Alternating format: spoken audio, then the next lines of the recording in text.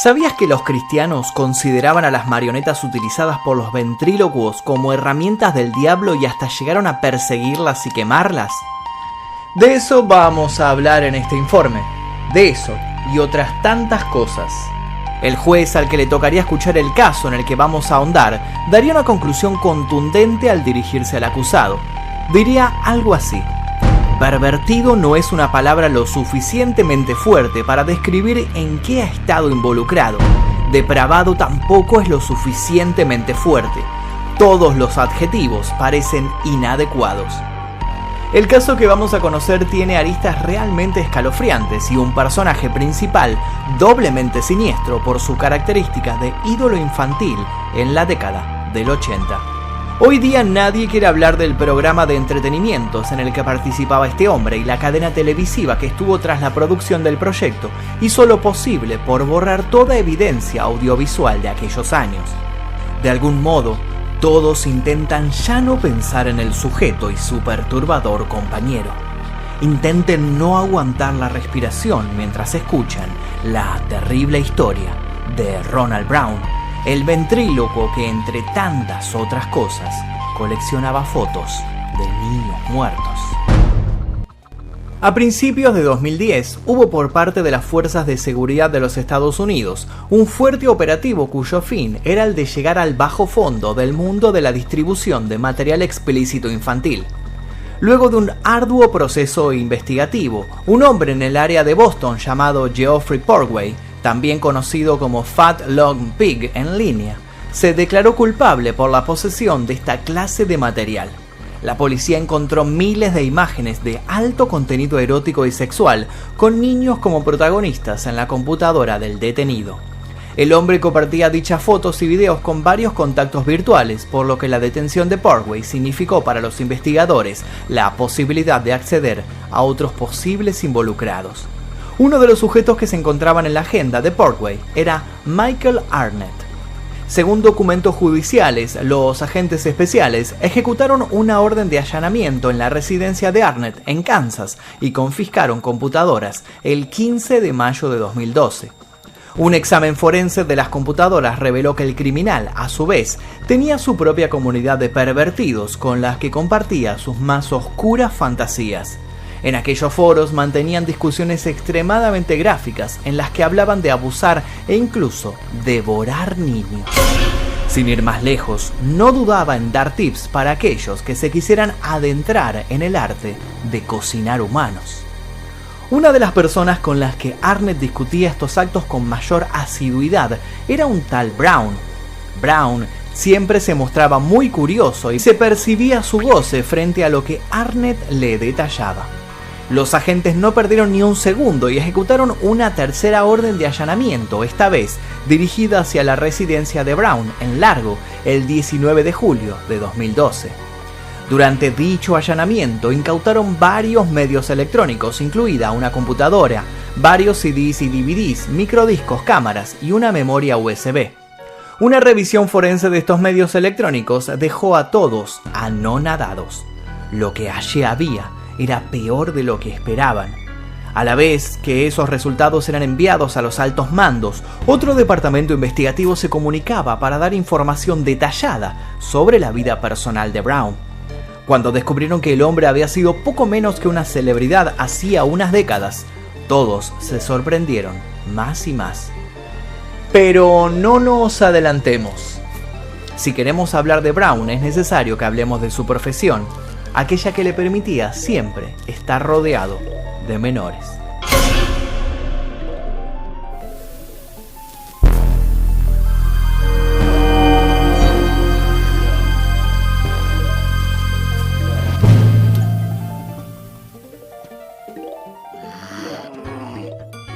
Durante los años 20 se afianzó en suelo norteamericano una inusual moda, la de los evangelistas ventrílocos.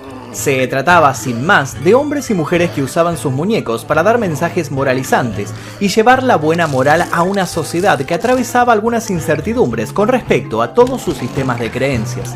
Recordemos que eran años de posguerra con grandes crisis económicas. Pronta estaba a comenzar la Gran Depresión y pronto los grandes empresarios terminarían arrojándose desde lo más alto de los más lujosos edificios. Las ciudades que se jactaban de ser poderosas se acercaban a sucumbir bajo el propio peso de su éxito. Fueron épocas fatalistas, regadas por habladurías de un inminente fin del mundo. En un ambiente de estas características cargado de escepticismo social y desánimo, los cultos que prometían una salvación para el que eligiera ponerse en manos de fuerzas del más allá, encontraron un excelente caldo de cultivo. Por aquellos tumultuosos tiempos, las marionetas de carácter ultracristianas empezaron a inundar los teatros y las plazas. Arrancaba la fiebre por una clase muy peculiar de espectáculos. Las personas, ansiosas por distraerse del malestar cotidiano, acudían a los shows con ganas de diversión, pero también con ganas de renovar sus esperanzas. De este modo, ir a ver a un ventríloco con su marioneta católica se convirtió en un equivalente a ir a la iglesia sin necesidad de ir a la iglesia precisamente. Que fuera un personaje tan bizarro y pintoresco como un muñeco el que terminara dando el mensaje final hacía que todos se sintieran más cómodos. Los humanos ya no querían ni podían creer en otros humanos, pero un humano hablando a través de un muñeco, eso era otra cosa.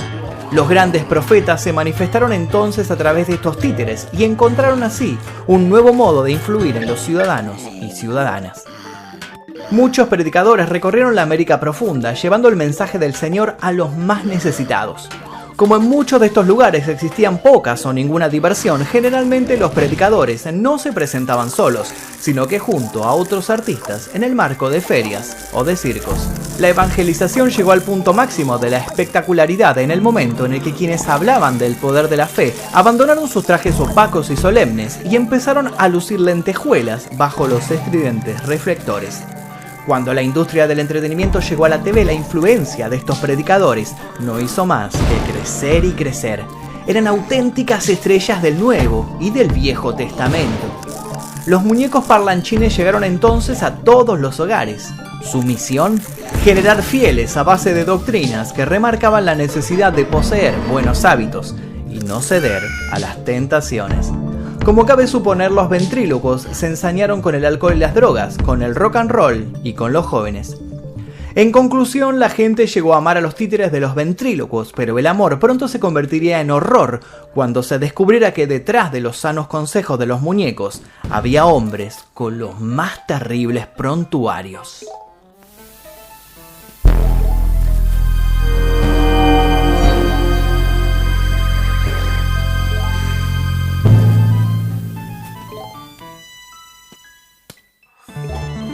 Brown, de casi 70 años hoy en día, era célebre por ser el dueño de Puppets Plus, una empresa de muñecos. Pertenecía a la iglesia de la Costa del Golfo en Largo y tenía un ministerio de títeres en la escuela dominical para entretener a los niños con problemas. Mientras sus padres escuchaban el sermón, Brown les ofrecía a los pequeños simpáticos shows cargados de moralejas. A su vez, se presentaba en fiestas de cumpleaños y muchos no dudaban en contratarlo para animar reuniones familiares en los centros culturales de los barrios. Su labor comunitaria era destacable y, como si lo mencionado fuera poco, todos los miércoles invitaba a niños y niñas a su remolque para disfrutar de lo que él llamaba fiesta de pizza. Luego, los subía a su furgoneta y con el estómago lleno los llevaba hacia la iglesia para que no se perdieran la misa de turno. Aparte de querido, era admirado. Participaba regularmente en un programa infantil de la Christian Television Network, en la que actuaba junto a su compañero, su muñeco Marty.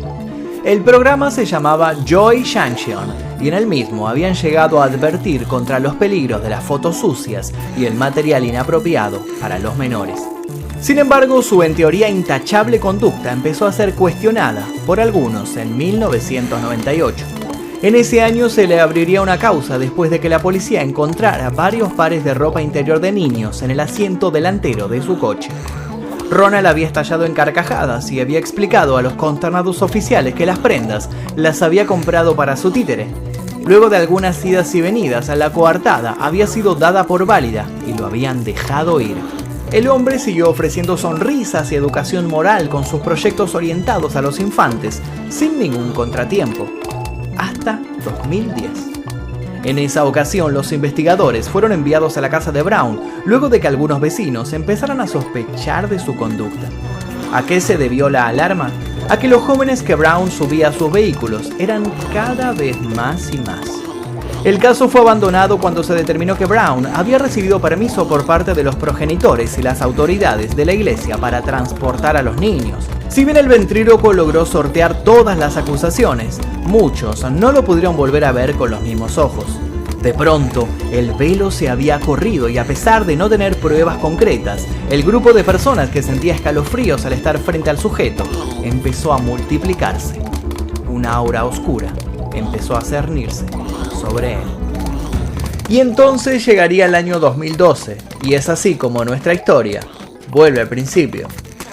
Cuando el caso de Ronald Brown se hizo público, la sociedad en su conjunto se mostró espantada, y de un momento para otro los titiriteros dejaron de ser vistos como agentes del bien para empezar a gozar de una pésima reputación como en los viejos tiempos. Para alimentar el morbo popular, los medios revivieron truculentas historias de antaño que tenían a los ventrílocos como protagonistas. Pero antes de conocer qué fue lo que encontraron en la casa de Ronald Brown, vamos a conocer la más tétrica de todas estas historias de ventrílocos, la historia de Charlie McCarthy.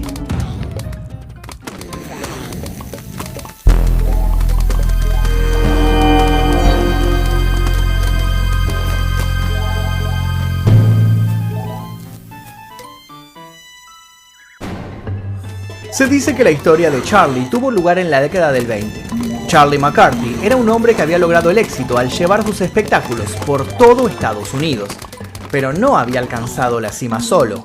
Lo había hecho gracias a la ayuda de Edgar Bergen, su preciado muñeco.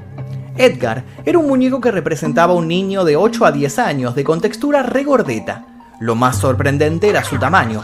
A comparación con el de otros muñecos de aquella época, Edgar los sobrepasaba. Además, sus ojos eran de madera y expresaba tristeza o incluso maldad a simple vista. McCarthy hizo tan bien su trabajo como ventríloco que muchos llegaron a cuestionarlo. Su audiencia empezó a sospechar que el hombre utilizaba algún tipo de brujería para hacer que el muñeco hablara, ya que era imposible notar el más mínimo movimiento de sus labios. Las especulaciones y rumores asustaron a muchos padres que prohibieron a sus hijos ir a presenciar el show. Las sospechas se incrementaron cuando se conoció que el artista no permitía que nadie se acercara a Edgar. Solo él podía sacarlo, tocarlo y guardarlo en su caja. Su espeluznante y exitosa carrera llegó a su fin de modo imprevisto en una gira por Nueva York. Una noche la policía encontró a McCarthy tendido en el piso sin vida con el cuello destrozado y heridas punzopenetrantes en todo el cuerpo. Lo peor, su atacante le había sacado los ojos. Los agentes buscaron el muñeco de inmediato. La primera hipótesis fue que alguien había entrado para robar al famoso títere y había terminado matando al hombre. No obstante, cuando abrieron la caja donde Edgar dormía, lo encontraron allí, muy apacible.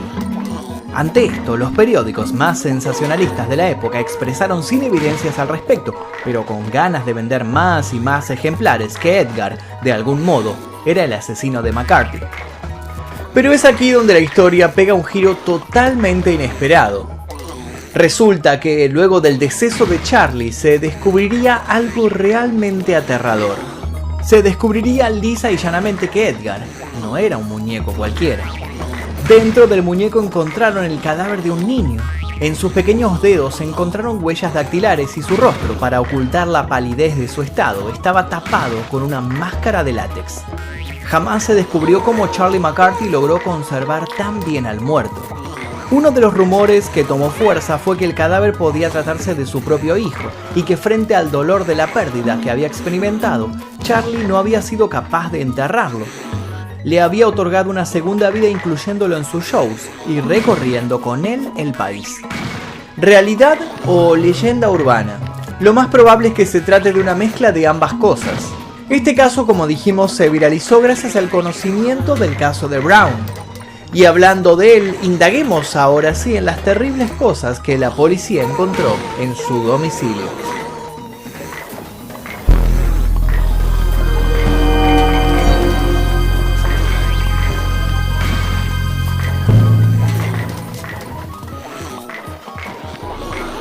Los investigadores pudieron demostrar, luego de analizar todo lo secuestrado, que tanto Brown como su cómplice, Michael Arnett, planeaban secuestrar a un niño miembro de la iglesia, al que habían conocido por su participación en el programa del ventrílocuo. Habían pensado cómo acabarían con su vida e incluso en cómo comerían su cuerpo. Se encontró además que el hombre tenía más de 200 fotografías de niños en su ordenador y más en un CD escondido en su cajón de calcetines. Algunas de las imágenes mostraban a niños atados y amordazados. Por otro lado, la policía halló fotografías de niños cocinados, una jaula de metal con un orificio circular por donde introducir alimento y un ataúd de tamaño infantil, hecho de madera contrachapada. En pasajes de una conversación en línea entre Arnett y Brown en 2011, los dos parecen hablar de su intención de cocinar a un niño para Pascuas. Se jactaban además de haber tomado fotografías de un pequeño de 2 años que había sido puesto en una bandeja dentro de un horno. Un medio local informó que si bien Brown confirmó a los investigadores que quería comer a un niño y había discutido sus fantasías con otras personas, nunca había tenido la intención real de dañar a nadie. Brown fue fichado en la cárcel del condado de Pinellas y acusado de conspirar para secuestrar a un niño y por posesión de material infantil inadecuado. Las autoridades dejaron claras sus intenciones de usar lo que había sucedido con Brown para ejemplificar al mundo entero que los abusadores podían esconderse bajo cualquier fachada. Dejaron en claro a su vez que iban a aplicar sobre él todo el rigor de la ley para dar una condena leccionadora. En el juicio, sin embargo, las polémicas continuaron, sobre todo cuando se encontró nueva evidencia.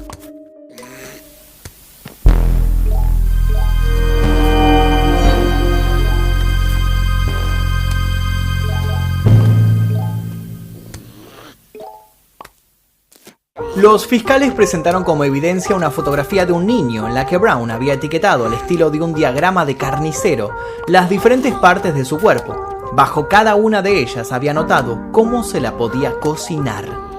Los abogados de Brown pidieron indulgencia en la sentencia, señalando que Brown no tenía antecedentes penales y había pasado décadas de su vida adulta trabajando con niños sin actuar de acuerdo con los espantosos impulsos que profesaba. Vive en un mundo de fantasía, dijo al juez el abogado de Brown. Luego alegó que lo estaban colocando en la difícil posición de defender pensamientos que su cliente nunca había convertido en acciones. No puedo defender cosas que nunca ocurrieron, concluyó. Los fiscales contraatacaron argumentando que el caso de Brown no era un caso de posesión de material inadecuado común y corriente. ¿A qué se debió esto? A que salió a la luz el hecho de gran parte del interés de Brown. A que salió a la luz el hecho de que gran parte del interés de Brown estaba puesto en fotos donde se veían niños muertos. Sí, en muchos chats dejaba constancia de sus deseos por ver y comprar imágenes de infantes fallecidos. La fiscal federal adjunta alegó que Brown incluso se había puesto en contacto con una funeraria local en busca de trabajo para poder estar cerca de los cadáveres. Las cosas se empeoraron para él cuando sus diarios fueron presentados en la corte.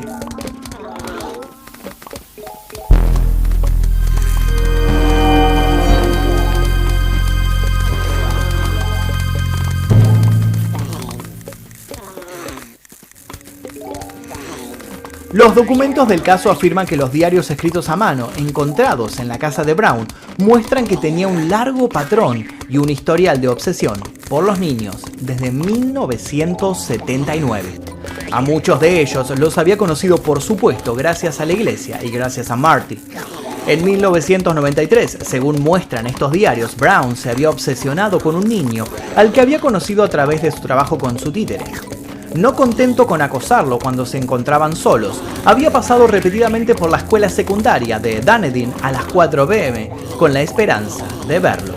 Indicó además que le gustaba otro chico, pero había terminado enojado con él por perder interés en sus shows.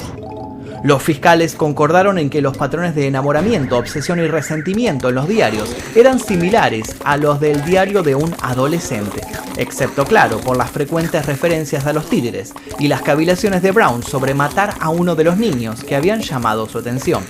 La protección del público es el aspecto final y quizás el más importante de este procedimiento, expresó el juez al explicar su fallo. En el caso de Brown, agregó: existe el riesgo potencial de que su obsesión se convierta en algo más que una fantasía. Antes de golpear el martillo por última vez, el hombre dejó a los presentes con una reflexión. ¿En qué momento se cruza esa línea entre la fantasía y el riesgo de la amenaza? En marzo de 2013, Brown se declaró culpable de 8 cargos y desestimó tantos otros. Sobre él cayó la sentencia de 20 años de prisión. Aún se investiga si en el pasado pudo haber estado involucrado en algún otro delito. Los psicólogos forenses afirman que por su nivel de perversión, lo más probable es que tarde o temprano salgan a flote oscuros sucesos que lo hayan tenido como protagonista. De Marty, por su parte, nada se volvió a saber. ¿Estará tras las rejas junto a Brown o estará juntando polvo en una caja olvidado? ¿Volverá alguna vez a los escenarios?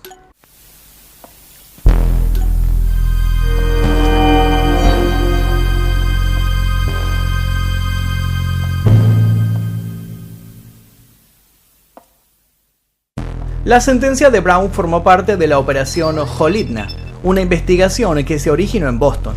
La investigación que hizo que Brown cayera desbarató en paralelo a toda una red de abusadores que producía y vendía material explícito infantil en 15 países. Hasta la fecha, más de 160 niños han sido rescatados y más de 50 perpetradores arrestados en todo el mundo como resultado de la mencionada operación. Quienes trabajaban en la persecución de abusadores infantiles alientan a la sociedad en su conjunto a denunciar a presuntos depredadores de niños y cualquier actividad sospechosa. En cada país existe un número telefónico al que realizar dichas denuncias. Es interesante remarcar que aunque muchos no lo sepan, los ventrílocos predicadores no son en absoluto una moda que se haya terminado. Mientras el caso Brown empieza a perderse en la bruma, existen en la actualidad grandes empresas que fabrican y comercializan muñecos para fines evangelizadores. Una de las empresas más conocidas es One Way Street. Durante años la ficción se encargó de colmar nuestras pesadillas con historias de muñecos malditos, como bien puede ser el mítico Chucky o el de culto, Slappy. Pero la realidad ha dejado en claro otra cosa. Peor que los muñecos malditos son quienes los manejan.